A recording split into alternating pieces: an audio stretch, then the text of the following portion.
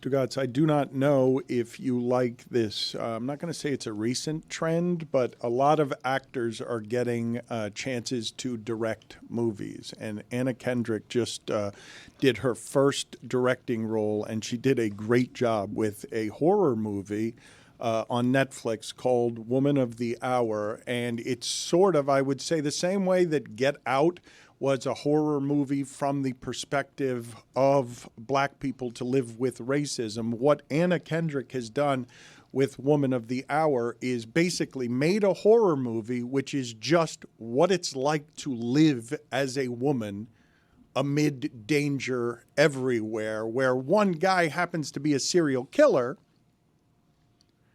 but everywhere in the movie you are left with the imprint, even if you're a man, especially if you're a man, oh, what a horror it must be like to live as a woman surrounded by danger at all times, with men potentially being violent if you rebuff their advances in any way. It's not a movie I have seen. The way that I saw Get Out, which was a movie where racism was the horror, this was a movie that I was watching and I'm like, oh, the horror is just being a woman, and especially in this America that you wake up to today, this morning, where it seems like the world is against a woman. I think you explained it well. And you told me that she's got a new horror movie out on Netflix. You texted me that and I watched it. I'm like, that's not a horror movie. Thriller, suspense, maybe. But when you present it as such, yeah. My takeaway from the movie, and truthfully, I have a deeper appreciation now after seeing your perspective on it, is I thought the perks of being a director, I didn't really see where her character fit in. I thought there were plenty of compelling characters that were actually victims in that movie, and not to give things away, she's on a game show in which one of the serial killer that's featured that has many victims that are highlighted throughout the picture is one of the contestants on this dating show. And I thought it was kind of a weird story to tell. Out of all the people to focus on, we're focusing on this near victim rather than the actual victims. But I guess that's a good connection point in terms of the fear. And when I watched it, I was like, well, thankfully that's from a bygone era. One of the things that was interesting about it, Stugotz, and there are a few movies out. I don't know if the Penguin classifies now as horror. It certainly classifies as dark. Speak No Evil is another horror movie that seems to be very well done. I feel like a horror movie has to have someone wearing a mask or something. Like there has to be someone who just, walks around and murders the entire town. Yeah, jump scares. Because there were jump scares in Get Out. There are no jump scares in this Anna Kendrick film. No, the Penguin is not remotely close to a horror, and I will stop the internet from being so mean to you. He didn't know what he was saying. It's just dark. How many people need to get murdered in small towns for you to think, you know what, let me just move over a town? Because you have these tiny towns where there's a serial killer and it goes on for years and years, and everyone's just like, okay, well, I'm just going to stay here and hopefully I don't get murdered. Pretty Little Liars, perfect example. A was there killing people for years. Mm-hmm. Never figured out who it was. Well, we did at the end, but not great ending. So your solution is you just move one town over? Yeah. Why not a new county, a new state? Well, you can, but you're going to do the bare minimum, I guess. Just move over a town. Unless it's Ravenswood. That was a whole spinoff that didn't work out. Sydney tried that in Scream. Didn't work out? It didn't work out. The killer kept following her. Really? Right. Yeah. It was go a couple kill one towns. killer. Well, that's a Sydney problem, right? No, if the killer wants you, the killer will get you. Could be told. It seemed like a problem with her mom. Well, but then, I haven't seen it, so pardon me, but no, I haven't seen Scream. You haven't seen any of the Screams? None of them. Yeah, she tries I to saw move. Scary Movie. Wait a second, goes off Billy. the grid. But if Sydney moves, then doesn't the killer move with Sydney? Well, in which case, you're a hero to the town for leaving. Different killers each. Really? Yeah. With the same mask? With the same fixation and mask. Sydney? That's confusing. Yeah. So, Billy, you. you heard, what's your favorite scary movie? And I you're knew like, of it. That's a good question. You didn't even think about it like, this is like a... No, I knew of it, but I was look, this may come as a surprise to some of you. This happened in 1996. At 9, Billy Gill wasn't looking into being scared. The world scared him enough. He wasn't looking for extra scares via the cinema. I don't see you as being much of a horror movie guy in general. I mean... Who would be? Yeah, thank you, Greg. There's a lot of good ones. There's a lot of good ones out. It's a genre that does pretty well. I watched a scary movie last night. Scary movies, in my opinion, and people won't like this, it's a phase, right? Like it's, you're a sophomore, junior, senior in high school, maybe through like sophomore year in college, and it's like, oh, look how brave I am. I don't get scared of the scary movie. You go with a bow and you kind of like try to impress them, put the arm around, hey, I'll protect you. And then you kind of grow out of that phase, right? And it's like, why do I need to see Saw 16? Like, how many people are going to cut their limbs off to get out of this entrapment from Jigsaw? 15 wasn't enough. I mean, I'm surprised that the horror movie genre does still endure in a way that is not conquerable. You know why? Because it's cheap to make. They're cheap to make, You're right. and they make money. Like that's the only reason why we keep seeing horror movies.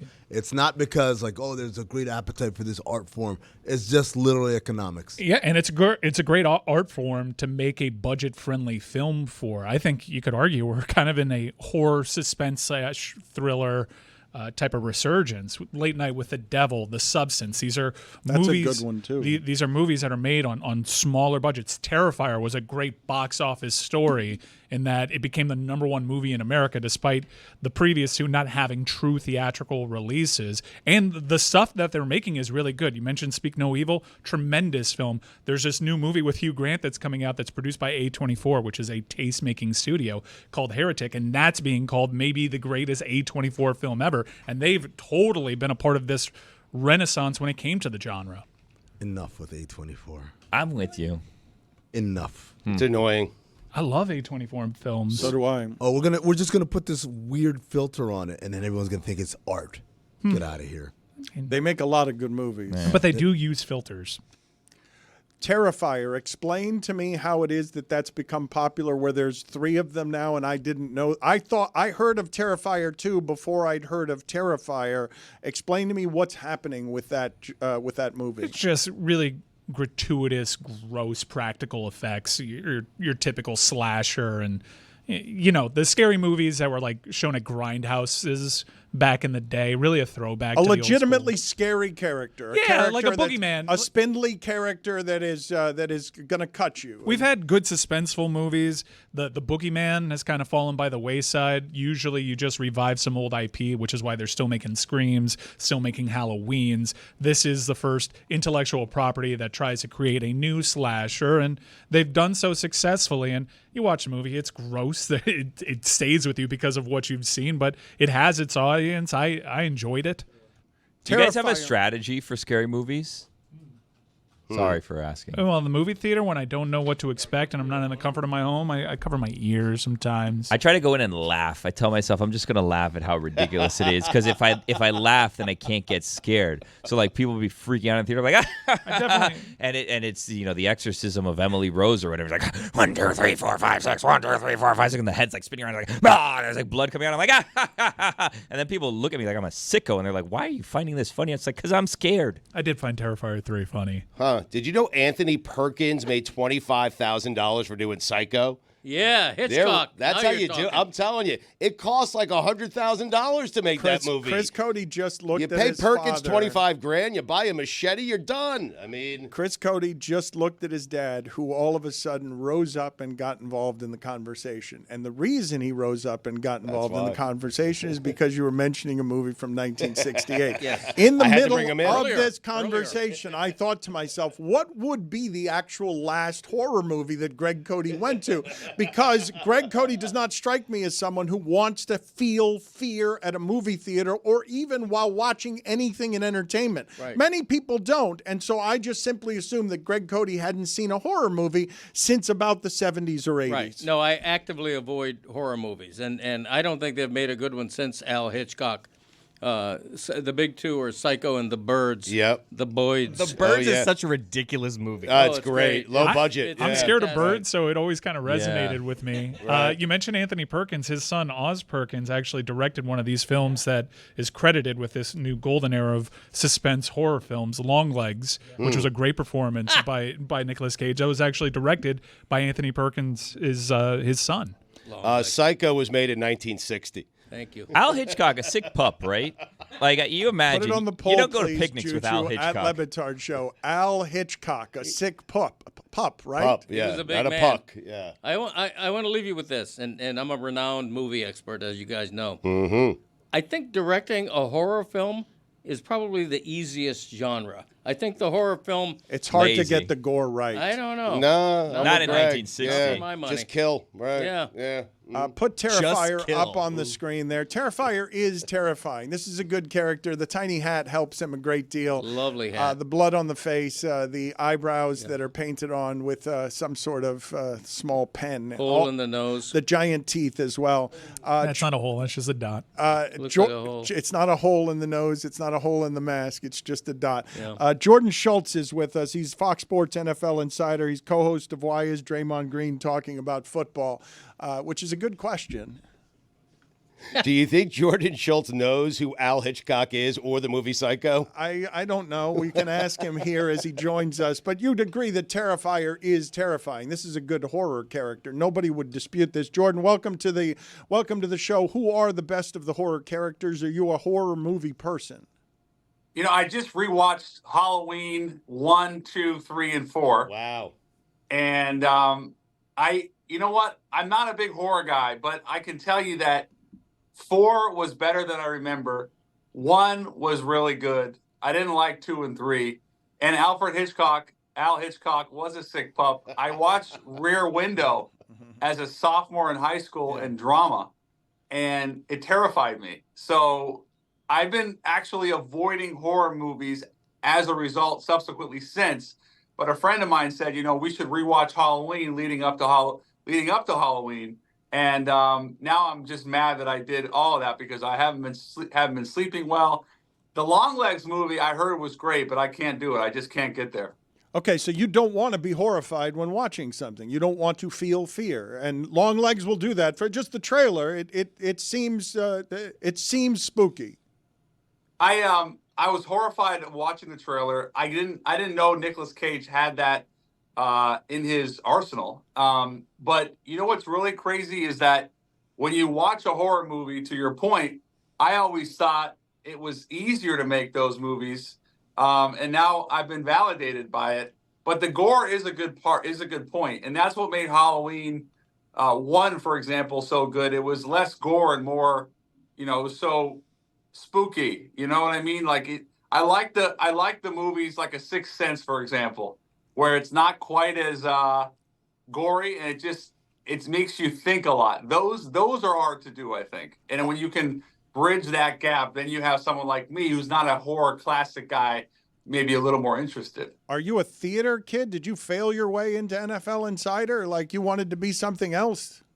I wanted to be an actor. I did. I wanted to be an actor. Wow. Looked like an actor.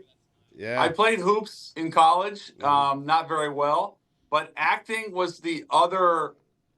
I wanted to be in front of the camera, and I wanted to be an actor. And actually, I finally landed a part in the 2025 Tron movie, the third one, which is coming out in about a year. I am in Tron, unless of course I get cut out. Dan. Congratulations, Jordan. M. Thank you. M. Night Shyamalan, not a gore guy, but like, stop making me think. Overrated too. M. Night. Have Yeah. you seen what was the one he did with Sam Jackson? Was it Shattered Glass? Glass. Glass. Yeah. That one was pretty good, but you're right. Since The Sixth Sense, it's been Too many twists. Thank you. Yeah. Too Yeah. cute. What was the movie he did with the people Signs? are outside the village or The Village. Oh, that movie I was so into, and then it got so bad. Like that's what I think everyone expects, him to do the crazy twist at the end. Although I think his son just did a really good movie. His daughter. His daughter did a really good movie, or at least it was interesting, and it had some of that night. I mean, what was that movie he did with the signs? Yeah. Signs. Signs. What was that Apple show he did with the Talk right into it. The minor league home run king. That was a good movie. That was a good movie. When he yells to the children, "Vámonos, vámonos." That movie was good. I liked Signs. Even though the aliens were like Wimby, they were like 7'8". They were very tall. They were awkward. They were very Wemby-ish. The thing that he's doing now on Apple Television that is a series that involves The Servant. What's the name of that? Oh, I haven't seen that one. I'm not familiar. Please illuminate. No, it's The Servant. Yes, that's right. Thank you, Amin.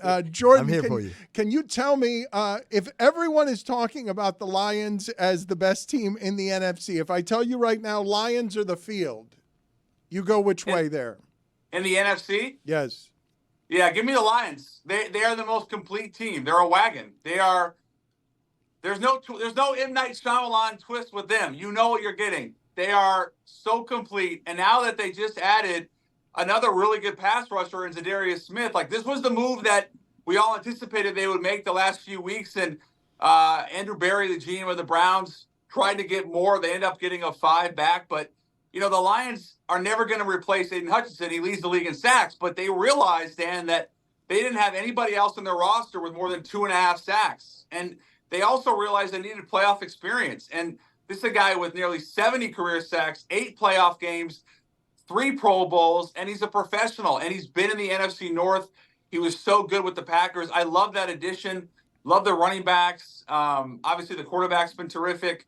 And once they really get Jameson Williams going again, I think that's going to complement Amon-Ra St. Brown. We obviously love the tight end. They just have a complete team, and give a lot of credit to Aaron Glenn, the DC. They've been better on that side this year. They're not as good defensively as the Chiefs, but they are really good. And I think they showed last week against the Packers on the road in bad weather that there's so much more than a dome team, because that was maybe the only question we had. Could the Lions be the same type of force in a bad weather situation? And they went and they beat Green Bay on their own turf. I know Jordan Love has been battling the injury, but that was about as impressive as I can ever see, as I can imagine from that team. Well, can you tell me, though, Jordan, because you mentioned a lot of different things in giving credit to Detroit, and for some reason, and I'm not sure why this is, I feel like not enough people are talking about the possibility that offensive line has overtaken Philadelphia as the best offensive line in football. Why aren't people noticing that everything changed over there because of something that we should be noticing up front?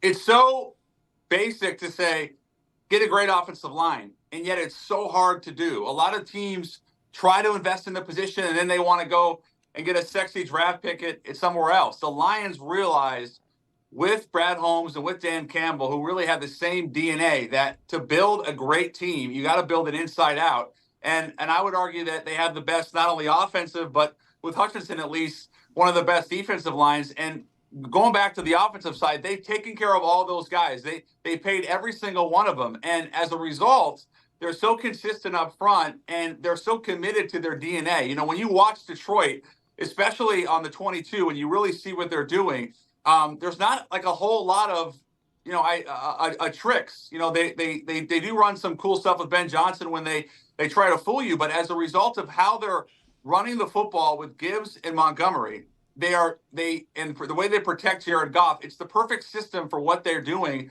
or for what they want to do with the play action. He's really become Goff, one of the best play action guys in the league. So yeah, I think they're overlooked because we're not used to Detroit being this good, and they're so consistent, and they're not as flashy maybe as a Baltimore or a Buffalo. But man, I just love watching them play, and I think they know exactly who they are. Jordan, is it the return of Christian McCaffrey in San Francisco? What team is the biggest challenger to Detroit for the NFC title? I would have said San Francisco 3 weeks ago. It's been a rough few weeks, and I know they're getting McCaffrey back, and that helps a lot.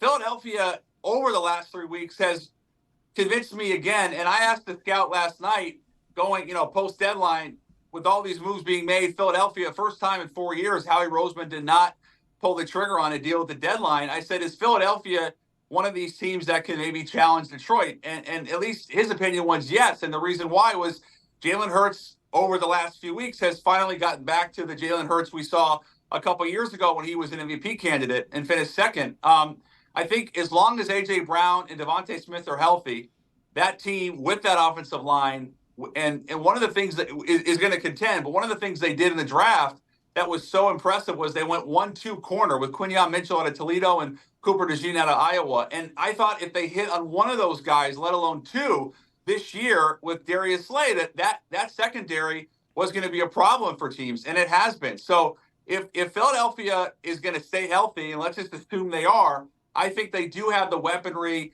And, finally going back to that dominant running game with Saquon Barkley that could bother Detroit. I think I'm not going to Field's assume gonna they matter. are. I'm not going to assume they stay healthy. I'm not going to assume anyone stays healthy. fair. They're playing football. Yeah, That is fair. It is fair. Everybody out there is going to be very unhealthy. aggressive, man. It's going to be everybody's going to be unhealthy. He agreed, though. Your analysis is going to be rendered irrelevant He by said it's everyone fair. getting hurt from playing football.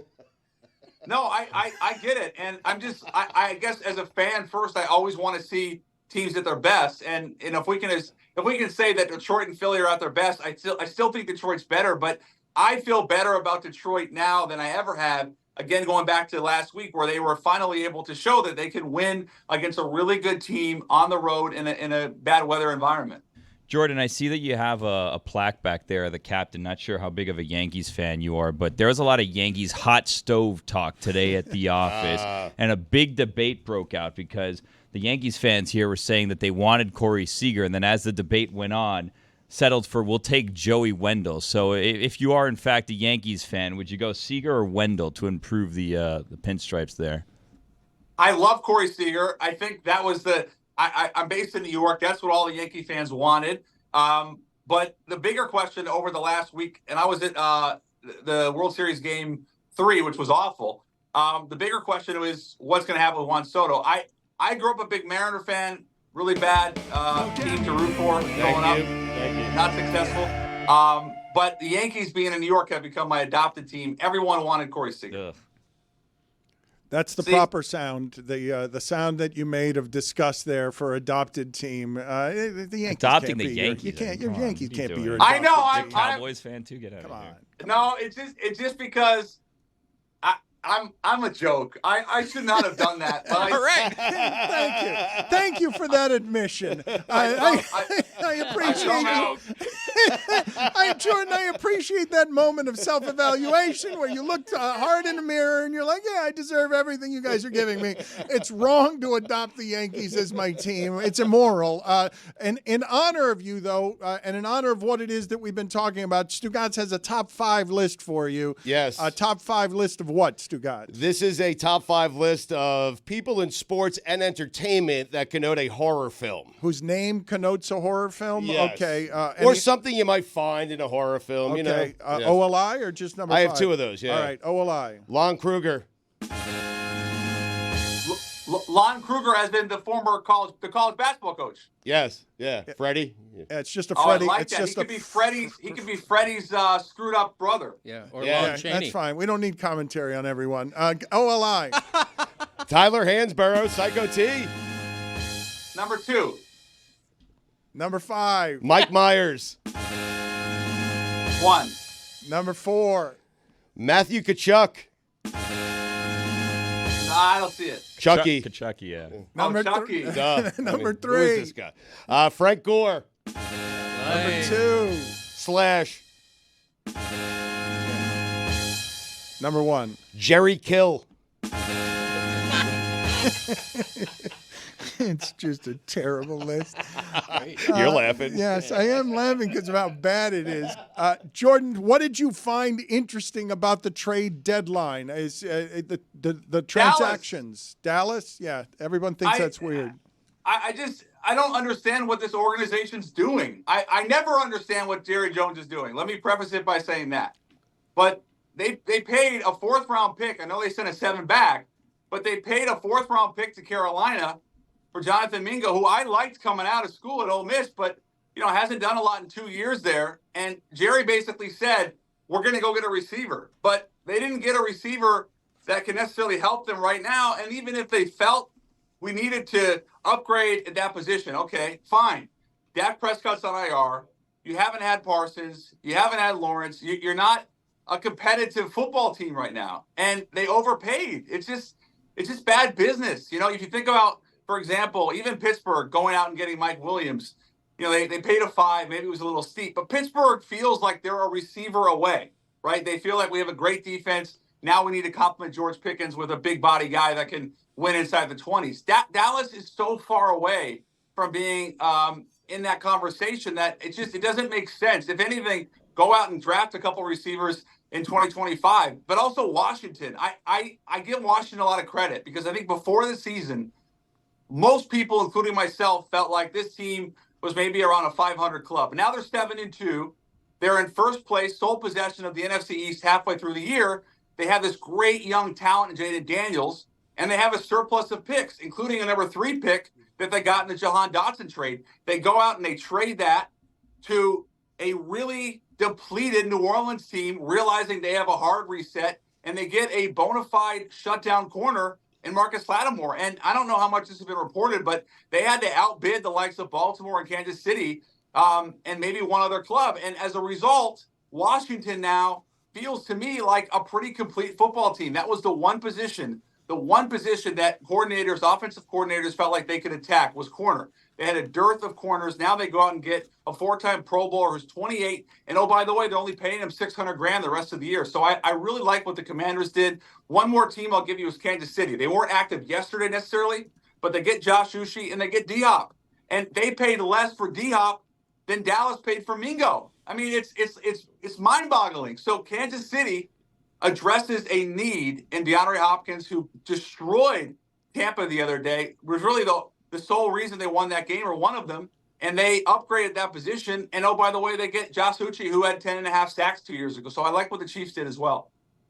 Jordan, I feel like we've buried the most important story of the day in this conversation with you, which is you're in Tron. Wait, okay, so what's the role that you're playing, and what was the casting process like? I mean, this is the question that I have been bothering my wife with for the last 6 months, because I always said, had things shake differently, I could have been a really good B-level actor, low B actor. And she said, no, you couldn't have. I had an in with the director. I knew the director, and I had been bothering him for 5 years. You work hard. If you're ever doing a movie and you need, just a random part, I would be more than happy to do it. I'll pay my way into the movie. I don't care what it takes. Put me in that film. So he's doing Tron. His name is his American name is Joachim Ronning. He's Norwegian. And he says to me about a year ago, I got cast to do this movie, and I want to know if you would want to play the in-city reporter. I said, what do you mean? He says to me, well, we're going to be having quite a few reporter shots, and you could be basically the on-camera or on-site reporter. So that's exactly what I did. I went and I flew to Vancouver on my own dime. They didn't pay me to do that. I flew to Vancouver last April, and I shot 3 scenes in Tron, and it was insane. It was one of the greatest experiences of my life. And he told me last week when I saw him, he said, I've been seeing you a lot in the dailies. Thus far, I haven't cut you out of the film. Thus far, that's big. Thus far. Wow. Do you remember any of your lines? Do you remember any of the lines that you had to memorize? Yeah, there's a part where I'm standing up. I have my microphone, and I'm talking into the camera, and I'm looking around because he's telling me you got to pretend like there's some kind of alien invasion. There's crazy stuff up above you, and you have to pretend like you're kind of freaked out. So I go in front, and I'm really happy. I'm so giddy to have this opportunity.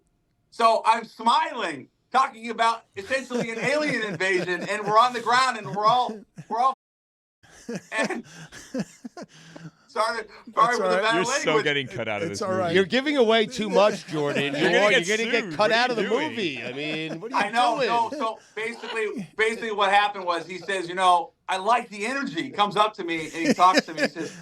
He goes, I like the energy, but nobody's happy about the situation. And I said, what do you mean? He goes, well, you're the only person that we've had that is really excited about the alien invasion. And he said, you got to pretend like you're mortified. There's a boat coming in.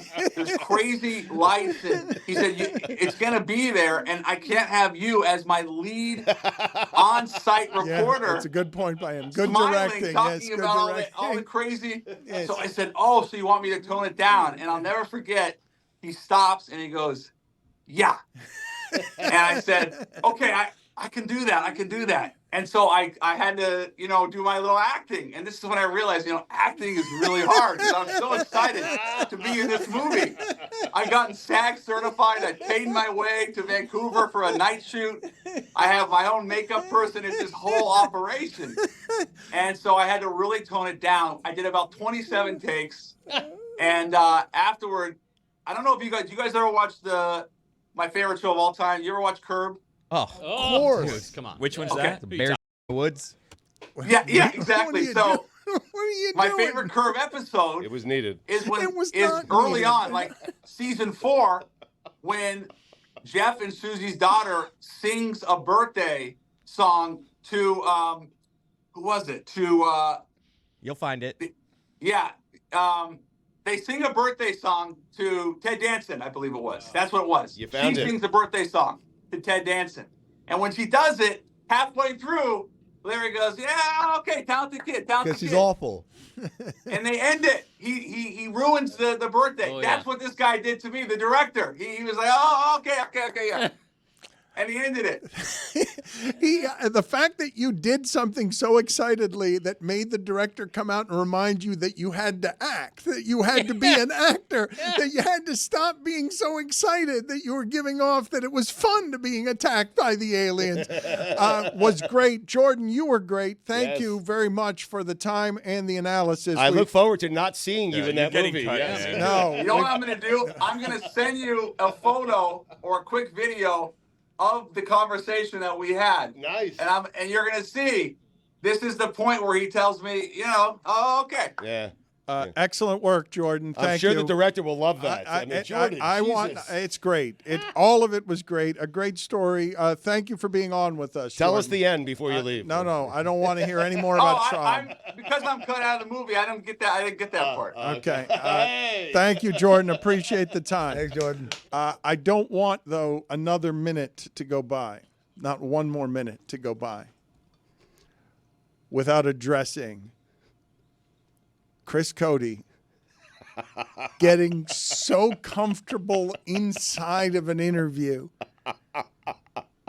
that he asked the question seriously, does a bear shit in the woods? That question has not been asked since the 80s. I mean, if you ask me if I've watched Curb, I mean, that's the response. That is not the proper response. I was stunned by that response. I've heard that response a number of different times from grandparents throughout my past.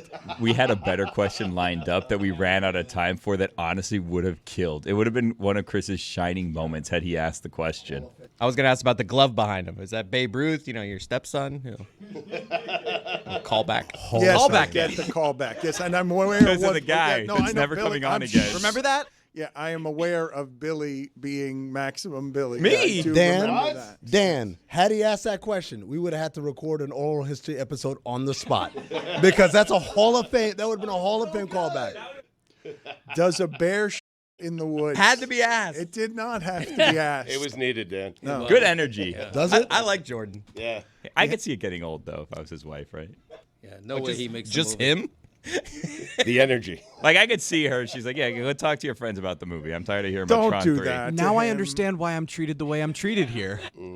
Don't do that to him. We said he was a great just- guest. He was Yes. just lovely. I Yes. followed him on Also- Instagram. Wait a minute. You said he's a great guest, Yeah. and you said he gets annoying to his wife as I soon didn't as he say leaves. no. I never said annoying. said I his never wife. said the A word. I mean, a Suey nominee. For Him what? calling Admission. himself a Yes. joke. He called himself a joke. Breaking news: him being cast in a film. Yeah. You seem to have petered out some. Yeah, I have. He's tired. I really have. We checked out the Long Al night. Hitchcock box, and he was good. Long He night. did. He hasn't said very much since Al Hitchcock. They cut him. They cut Jordan cutting room floor. This is new and unimproved Dan Le Batard Show with the Stugotz. Gamble on by DraftKings. My dad just did what you have to do. Whenever somebody else has lost their phone, you got to just make sure you know where your phone is. Yeah. Like I just saw Stugotz just said, hey, can someone find my phone out there? And my dad did the normal thing of, Right. where's my phone? Okay, it's right Yes. here. I'm good to go. Yeah, but he knows his phone is secure, and he's not concerned about my phone. Wasn't very considerate what he did. Very selfish He of was you. just like, We're on the air. yeah, Greg, what do we like? I didn't know. What do I know? Nobody alerts me. Dad, we want to give you a space here. This is the post game show. Uh-huh. You're leaving us for the week here. Right on.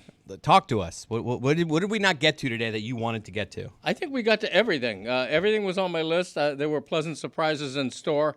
I loved being able to talk about why the Inter Miami season is going to be a disappointment / failure if they don't win the MLS Cup. So I think I'm good, man. I feel good. I feel as good as I can given extenuating circumstances. Our interview with Jordan Schultz made me think, did you ever have aspirations of being a performer? I'm certain he did. When you were young. Yep. You still can. Yeah. You know, I used to entertain my family. Much as you and your brother did for a time. You would stand up on a table, and you don't remember that? I don't think this is unique to us. I think a lot of kids at age like 3 and 4 like dance for their families. Okay, but older as well. You guys were doing it when you were like 9 and 5. I remember always dancing to "We Didn't Start the Fire" by Billy Joel. Yeah, like that's Nana true. and Pop would be on the couch, and Classic. me and Michael would we'd come running in the room and dancing to that song. Yeah, How it would was a you big dance? performance. A lot of times Michael would be like in a hamper, and I would be like, and there would be a blanket over it, so I'd be like sliding the hamper in, and I'd start dancing, and all of a sudden Michael pops out of the hamper. Choreographed? No, not that detailed. Oh. That's a Long good intro, point. way too long of an intro for that song. Just get to it. It's like 45 seconds of what Jeremy's doing. It's the worst. Let's yes. get to it. Right. Greg, I think of you as a classic song and dance man. I was an entertainer when I was a kid. Yeah? Yeah. You're an entertainer now. I mean, what can I tell you? You know, that kind of thing, so forth and so on. All I remember you telling me as a kid, like something you wanted to be when you grew up, was a bus driver because you liked the idea of driving a big big wheel. wheel. I like the flat steering wheel. Yeah. The wheel Right. you had to go up and go like that. I wanted to be a FM DJ. Really? I Do you have wanted a to be name? Can you bus do like a driver. walkthrough what that would have sounded like? Well, the famous Uncle Dick referred to them as sleepy DJs. Right. You know, because it sounded like Of course, they were yes. all doped up. You know, Yes. it's late at night. Ron listening St. to- John. Yeah. Coming up next on WROK, we got the latest from Santana. Dig it. You know. You know something that occurred to me earlier Their today, catchphrase? but we didn't have time to get to, and I didn't want to interrupt because it was like an important day. I now know why that dream never came true. It occurred to me that, Greg, your family has a lot of nicknames. There's Wild Bill. Uncle Dick, obviously self-explanatory. He's the uncle. But you don't have a nickname, do you? Like, there's no, when you know, we speak about you in years to come, it's just Greg Cody. You don't have like a catchy nickname. I don't know. Have you wanted one? Like, what will Graceland refer to you when she's in her 40s? Talking about my old, like, you know, like, are you Old going to be Pap, Wild yeah. Greg or something? The way No, you it say can't Wild. be Wild Greg. It's Wild Bill. Yeah, it's Wild Bill. I would hope Pop, she would call me Pop. No, Right. but we need Grandpa. a- Know your yeah. family, Chris. We I need like mean, an geez. adjective. Right. Yeah. Was Wild Bill when Bill was with us? Yeah. Who Okay. gave Bill that nickname? Yeah. I did. Are you the Did assigner you? of all nicknames in the think family? I am. I'm the commissioner of nicknames. Cal Hitchcock. Can you hand that down to someone or no? Or does that go with you? I'll hold auditions. Really? Really? Yeah. Okay. Because you don't just give that away. Yes. You have It's to an earn- honor. Yeah. You have to earn it. Does it have to stay in the family? Because like maybe I look, I don't know. I don't want to just be appointing it, but I feel like there's someone that would love to toss his hat in there. I feel like Yeti would love that responsibility. He is part of the family. I think he so, too. probably would. Yeah. Is Yeti in the will? Not yet. Not Yeti. Not Yeti. Wow. You surprise me still sometimes. Well, come up with a nickname for me. Who's got a good nickname for me? All right, so look, should we turn this into like an audience thing? Like, why don't you tweet at us at LeBatard Show, at Greg Cody, at what's your show's The Greg Cody Show. At the Greg Cody Show, like just Greg's nickname, what it should be, and then maybe from there you can get like a good one and then pick one. Not Lobo Greg, but I feel like the Lobos are synonymous with Greg. They are. Yeah. Lobo Greg is not the worst I've heard though. That's You'll pretty get better from the audience. What's the worst you've heard? You don't want to know. We You do. don't want to know. You don't want to know. Wow, a new wrinkle. I like it. Take us home, Dad. I got nothing. I'm out of material.